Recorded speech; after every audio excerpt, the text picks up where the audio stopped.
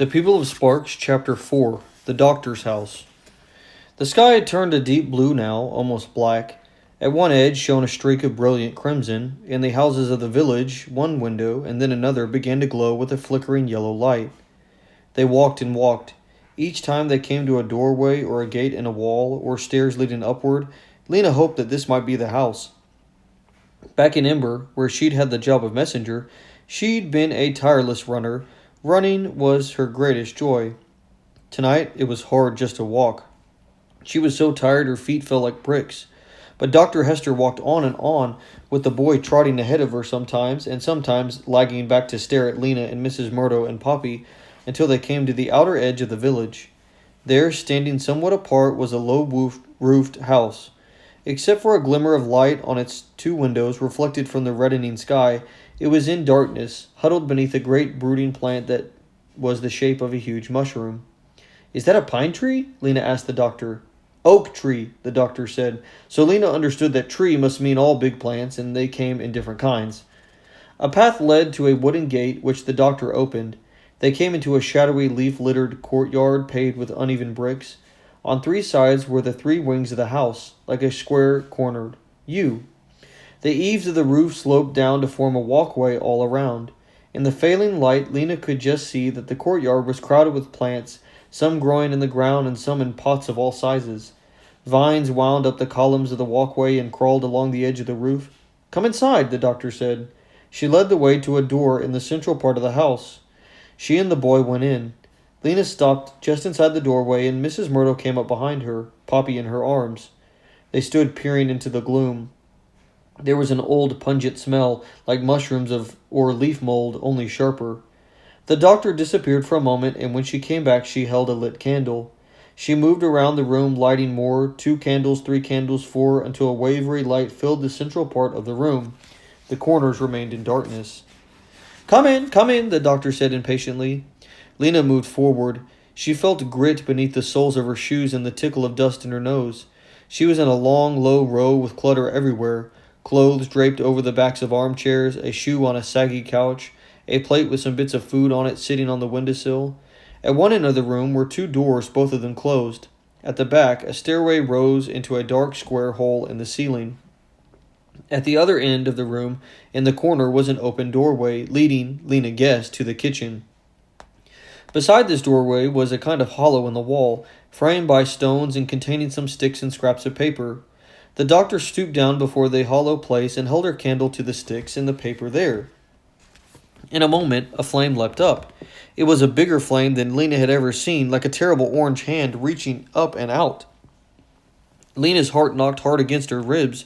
She stepped backward, bumping into Mrs. Murdo. They stood staring, Mrs. Murdo with a hand clutching Lena's shoulder. The doctor turned around and saw them. "What's the matter?" she said. Lena couldn't speak. Her eyes were fixed on the flames, which leapt higher and crackled. Mrs. Murdo tried to answer. It's... She inched her head towards the end of the room, where the first flame had become a dozen flames, licking upward, sending out flashes of orange light. "Oh," the doctor said. "The fire? You're not used to fire?" Mrs. Murdo managed to smile apologetically. Lena just stared. "It stays in the fireplace," the doctor said. "Not at all dangerous." In Ember there was never fire unless there was danger. Someone's electric wiring had frayed and ignited, or a pot holder had fallen on a stove's electric burner. The only fire Lena had seen that wasn't dangerous was the tiny flame of a candle. This fire scared her. In the window glass, reflections glimmered.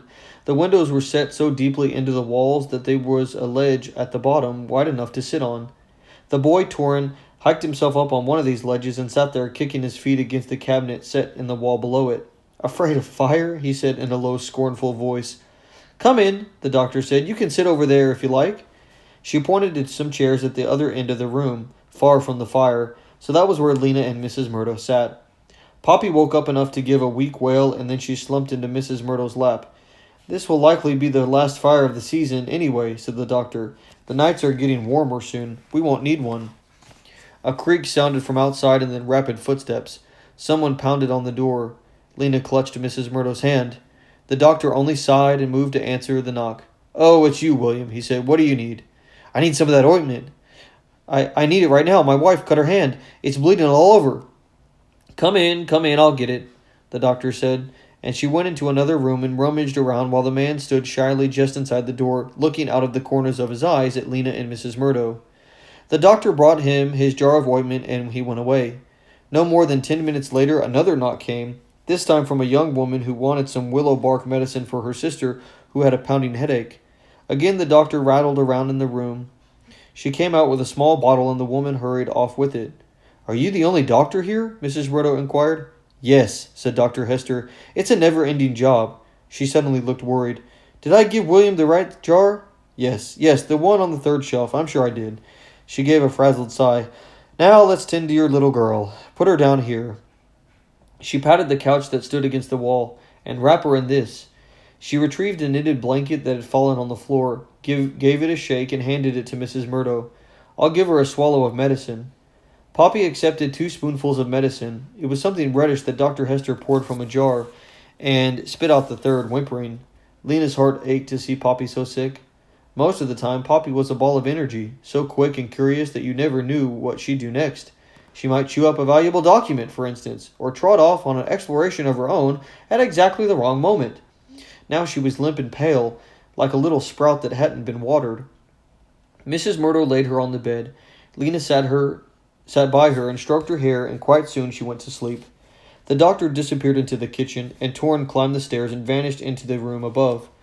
All at once Lena was overcome with tiredness. The disorderly house, the unfriendly boy, the fire, all of it was so strange and disturbing, and Poppy was terribly sick, which worried Lena so much that she felt a little sick herself.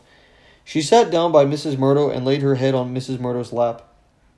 She was vaguely aware of chattering and clattering and chopping noises coming from the kitchen, and then she dozed off into a confusing dream of lights and shadows. "Dinner!" shouted Torrin.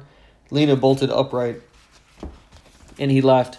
"Have you ever heard of food?" he said. "Have you ever heard of eating?" They sat at the table, all of them but Poppy, and the doctor ladled out something from a big bowl. Lena wasn't sure what it was. Cold potatoes, she thought, and something else. She ate it because she was hungry, but when she had eaten, she suddenly became so tired again that she could hardly move. "Quite tasty," said Mrs. Murdo. "Thank you." "Well," said the doctor, "certainly, you're welcome." She started to stand up, and then she sat down again, looking flustered. "Maybe you'd like to read? Or walk around, or, Well, we're a bit tired," said Mrs. Murdo. "Perhaps we could go to bed." Dr. Hester's face brightened. "Bed, yes, of course. Why didn't I, Let's see, where will we put you?"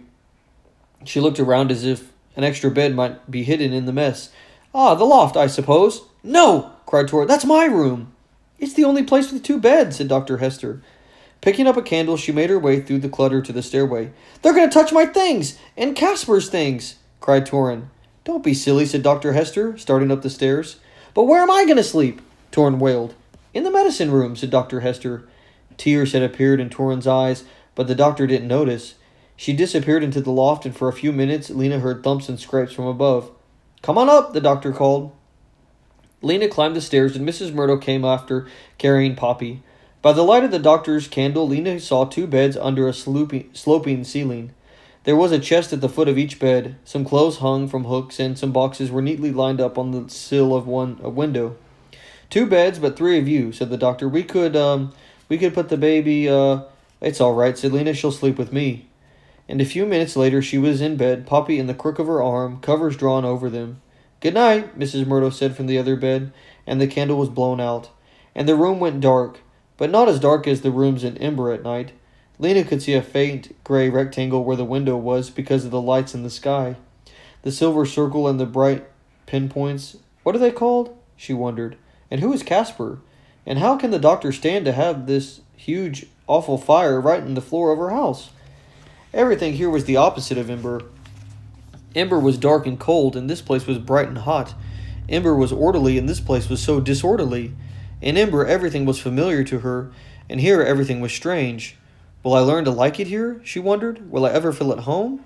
She held Poppy tight against her and listened to her snuffy breathing for a long time before she fell asleep.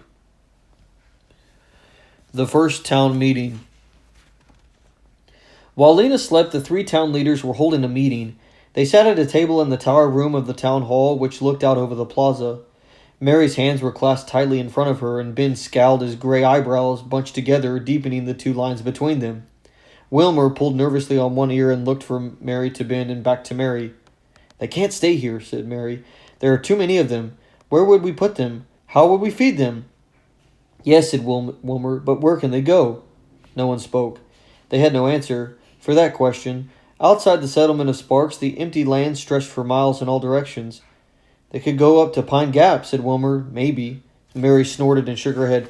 "Don't be ridiculous," she said. "That's at least 2 weeks' walk away. How could these feeble people travel that far? How could they carry enough food with them? Where would they get enough food unless we emptied our storehouse and gave them everything?" Wilmer nodded, knowing that she was right. The people of Sparks knew of only 3 other settlements, and they'd heard from the roamers that those places were smaller and poorer than Sparks. Their inhabitants wouldn't want extra mouths to feed either. The 3 of them gazed out of the window and down at the moonlit plaza, filled with strange sleeping people from a city under the earth. 400 of them with no food, no possessions to speak of, and nowhere to go. "What I fail to understand," said Ben, "is why this particular misfortune has happened to us." He paused and looked into the air to his left and frowned. This was a habit of his. He seemed to need a pause and a frown every now and then to put together his thoughts. Wilmer and Mary had gotten used to waiting through these pauses. "I don't see that we deserve this. Having labored as diligently as we have, and just when we were starting to prosper at last after so many years of, well, adversity is a mild word for it." The others nodded, thinking of the hard years. There had been winters when people shivered in tents and ate chopped up roots and shriveled nuts. There had been years of drought and plagues of tomato worms and devastating crop failures that meant people had nothing to eat for months but cabbage and potatoes. There had been times when people had to work so hard to stay alive that they sometimes died just from being too tired to go on. No one wanted to go back to those times. "So what do we do?" said Mary. "If they can't go and they can't stay, what is the right thing to do?" The others sat silent. "Well, there's the Pioneer," said Wilmer, "as a temporary solution." "True," said Ben. "That's a good thought," said Mary, and Wilmer beamed. "So what about this?" Mary went on. "We'll let them stay in the Pioneer. We'll give them water and food. We do have some extra in the storehouses. In exchange, they work. They help in the fields. They help with building. They do whatever there is to do. We'd have to teach them how. As far as I can see, they know nothing. After a while, when they're stronger and when they know better how to get along, they can move on. They can set up their own village somewhere else." "We'll have to watch them carefully if we let them stay," said Ben. "They're strange. We don't know what they might do." "They seem fairly ordinary to me," said Mary. "Except for the business about living in a cave." "You believe that?" said Ben. Mary shrugged. "The question is, shall we let them stay?" "How long would we have to keep them," asked Wilmer, "before they were ready to go?" "I don't know, maybe 6 months. Let's see, it's near the end of flowering now." Mary counted out the months on her fingers. "Shining, burning, browning, cooling, falling, chilling. They could stay through the summer and fall seasons and leave at the end of chilling." "That would mean they'd be on their own for the winter," Wilmer pointed out. "That's right," said Ben. "Are you suggesting that we should keep them even longer? We'll be stretching ourselves to keep them at all." They fell silent again, considering this. Finally, Mary spoke. "Shall we let them stay for 6 months then," she said, "and teach them as much as we can?" No one really liked this idea. They thought of the food the refugees would need, which would mean less for their own people, and the bother of teaching them and the skills that they need to survive on their own. Each one, Mary, Wilmer, and especially Ben, wished the unfortunate cave people would simply vanish. But they weren't going to vanish, and the leaders of Sparks knew that they must, for the sake of their consciences, do the right thing. They wanted to be wise, good leaders, unlike the leaders of the past, whose terrible mistakes had led to the disaster. So they would be open-minded, and they would be generous. With this in mind, the 3 leaders voted. Mary voted yes, the cave people should stay. Ben voted yes reluctantly, and Wilmer voted yes. So it was agreed. They would give them a place to stay. They would help them for 6 months. After that, the strangers would have to take care of themselves. Mary, Ben, and Wilmer shook hands on the agreement, but none of them said out loud what they were thinking. That even after 6 months, the people of Ember would be hard-pressed to start a town. The founders of Sparks had known carpentry and farming, and even so it had taken them 2 years just to build rough shelters and get the rocks out of the fields. They had to know how to manage animals and build good soil. But still, their animals sometimes died of disease and hunger in many years when the crops failed. and they had known how to expect harsh weather, wolves, and bandits, and still they suffered losses from all three. The town leaders knew in their hearts that in this vast empty country where there were 1,000 dangers the people of Ember did not understand, they would never be able to take care of themselves.